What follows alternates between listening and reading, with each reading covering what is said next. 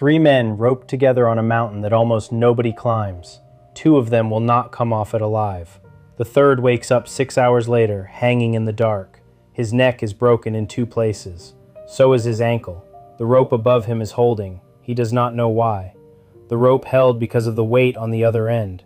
The nearest living person is 13 miles away across a glacier. Below him, 6,000 feet of ice he has never descended. He will climb back up that rope with a broken shoulder. He cannot hold his own head up without using his hands. Nobody is coming. He has not even been reported missing yet. This is what happened over the next 6 days. In June of 1992, 3 climbers skied onto a glacier in the Alaska Range, pulling loaded sleds behind them. They were heading for a mountain 17,000 feet high that gets almost none of the traffic its famous neighbor does. The youngest was 25, an instructor who taught other people how to move safely through terrain exactly like this. The oldest was 34. He had been climbing for 17 years and teaching other climbers for most of them. The third was 28, the youngest man's college roommate and his closest friend, on his second expedition to this range. Their line went up the east face. Steep ice at the bottom, a corniced ridge through the middle, rock above that. It is the kind of route where you do not stop. You climb it fast or the mountain changes underneath you. On the first day they moved up a narrow couloir of snow and ice, squeezed between bands of dark, wet rock. They camped that night at the top of it, on a flat spot below the ridge, and the snow started again.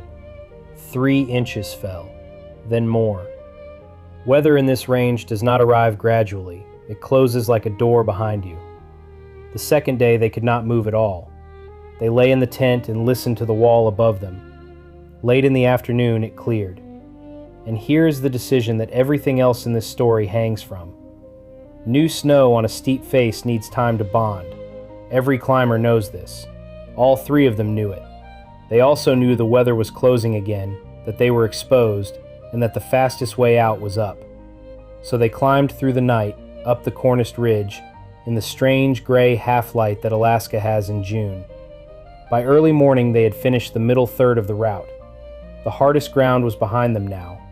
Above lay the upper face, a long open slope leading to the ridge that would carry them to the summit. They roped together in a line, the oldest man leading, the instructor in the middle, his friend at the back. They were not anchored to anything. On terrain like this, at that speed, you are tied only to each other. The instructor remembered the rope going slack ahead of him. That is the only warning any of them got. He looked up. Out of the cloud above him, the whole surface of the face was already moving toward him. It hit him in the chest and took all 3 of them off the mountain at exactly the same moment. He remembered sliding very fast. He remembered trying to get an ice axe into something solid and failing completely. Then he hit something hard and went into the air. That is where his memory stops for 6 hours. They fell close to 1,000 feet down the face, over rock bands inside the moving weight of the snow. What stopped them was not a decision, and not a skill. It was the rope catching over a spur of rock. 6 hours later he opened his eyes. He was hanging in a harness against a rock buttress, in the dark. He knew who he was. He knew where he was. He had no idea what time it was, or why. Everything hurt. He was cold in the way that means the body has already started giving up on its edges. Above him the rope ran up and over an outcrop. On the far side of it, something was holding his weight. That something was the man who had been leading. Hanging on the other end of it, a counterweight. The 2 of them were balanced against each other over a drop, and only one of them was still breathing. The other rope, the one running down to his friend, hung out into empty space, completely slack. He was still tied in. His helmet was gone, his pack was gone, one mitten was gone. Everything else was somehow still attached to him. He tried to lift his head to look around, and something in his neck moved that should not have been able to move at all. He got both hands under his jaw and held his own skull steady, and that is how he kept it for the next 6 days. 2 vertebrae were fractured. His shoulder blade was broken, his ankle was broken. He did not know any of that yet, only that everything resisted. What he did know was that the rope above him was tight, and that meant there was weight hanging on the other end of it. He climbed the rope. Hand over hand, with a broken shoulder blade, holding his head with one arm and pulling himself up with the other.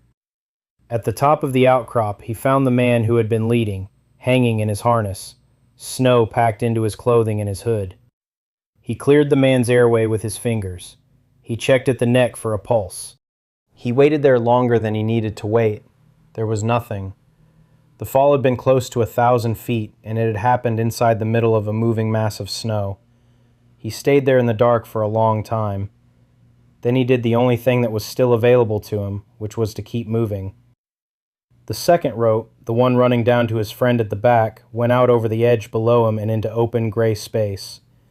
He rigged an anchor from what he had left, leaned back over the drop, and went down the rope, holding his own head the entire way. He found his friend below, buried deep in the avalanche debris that had piled up at the base of the rock band underneath. He had been under the snow for 6 hours. There was nothing to check. There was nothing that could have been done at any point. The 2 men who were on that mountain with him had died in the same 8 seconds, and he had been unconscious for all of it. This is the part that people who have not been there get wrong. There is no moment of decision. There is only what comes next. What came next was that he was alone at 12,300 feet on a face that nobody on Earth was going to be looking at. The expedition was not overdue. Nobody was expecting a call from them. Nobody was going to start wondering for at least another 2 weeks. By then, the weather would have covered everything on the face, and there would have been nothing left up there for anyone to find. He worked his way back up the rope to a broad ledge under an overhang, and that is where he stayed for the next 2 days, not resting, working. He collected what the avalanche had left scattered across the snow, one item at a time, moving on a broken ankle. A stove, fuel, a sleeping bag that was not his, a shovel, enough to keep himself alive if he was extremely careful with all of it. He melted snow and drank. Dehydration kills faster than cold does at altitude, and he was an instructor. He knew the order these things happen in. He also knew something worse. He knew exactly what a broken neck means, and he knew what one wrong movement on a rappel would do to him. Every time he lay down, he had to get back up again by rolling onto his side and pushing up with his arms, his head cradled. Every time he swallowed, it hurt. Every time the wind moved the snow above him, he flinched before he understood why he was flinching. On the second night, the weather came back in. He lay under the overhang and listened to fresh snow loading onto the slope above him. If it released again while he was standing on it, there would be no rope, no partner, and no second chance of any kind at all. In the morning, it was clear. He had 2 choices, and only one of them was survivable, and neither one of them was any good. Behind him was the route they had climbed. Steep, ice, rock bands, and 1,000 feet of avalanche debris that he could not reverse alone. In front of him was the southeast ridge, longer, lower angle, and completely unknown to him. He had never been on it and never seen it. He had no map of it. He had no description of it. He had a general idea of which direction the glacier was in, and that was all. He chose the ridge because a route you do not know is still better than a route that you already know will kill you. He packed what he could carry, which was almost nothing at all, because carrying real weight on a broken shoulder was simply not going to happen. He left the rest of it on the ledge. He left both of his friends where they were, because there was no other option available to him. That is the part he talked about afterwards, on the rare occasions when he talked about it at all. Not the injuries, not the cold, that. Then he stood up, put both hands under his jaw to hold his head, and took the first step down a mountain he had never descended. He had 6 days of it ahead of him. He did not know that yet either. Nobody had ever come down that face in this condition. The first thing he learned was that he could not look down. To see his own feet, he had to bend at the waist instead. Every step had to be placed by feel, on a mountain that is close to walking blindfolded along the edge of a roof. He moved down the ridge in short sections, stopping constantly, holding his head, waiting for the pain in his neck to come back down. The broken ankle meant he could only load one leg properly, so every step down became a controlled fall onto the good side. Where the ridge steepened, he had to rappel, setting anchors one-handed, leaning back over drops he could not see the bottom of, again and again. A rappel with a broken neck is not a technique.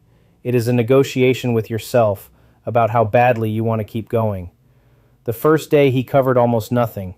He camped where he stopped, melted snow, drank, and lay down in a sleeping bag that was not his. The second day the cloud came in and he could not see the ridge ahead. He kept going anyway, because stopping cost him fuel and time.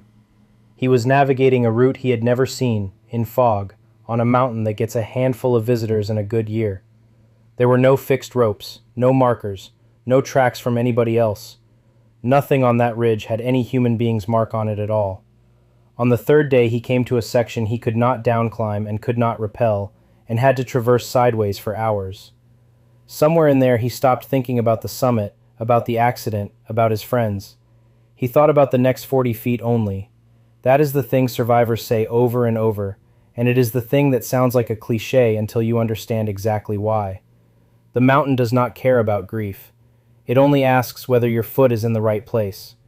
Grief comes later, or it does not. On the fourth day the angle eased, and the ridge began running out toward the glacier, and he could finally see flat white below him. That should have been relief. It was not. The lower glacier is where the crevasses are, and crevasses are what kill people traveling alone. A crevasse fall roped to a partner is an accident. A crevasse fall alone is the end, and nobody ever finds out how it happened. So he probed. Every few steps, with a broken shoulder blade, holding his head, pushing a pole into the snow ahead of him first. For 2 more days he crossed that glacier at the speed of a man who cannot afford one single mistake in either direction. He was out of most of his food. His hands and feet had stopped reporting properly. He had not spoken out loud in 6 days. On the 6th day he came around a rise and saw tents. Small, orange, real, with people moving between them on the snow. It was the base camp on the glacier, the place Small Plains land, 13 miles from where the avalanche had taken all 3 of them.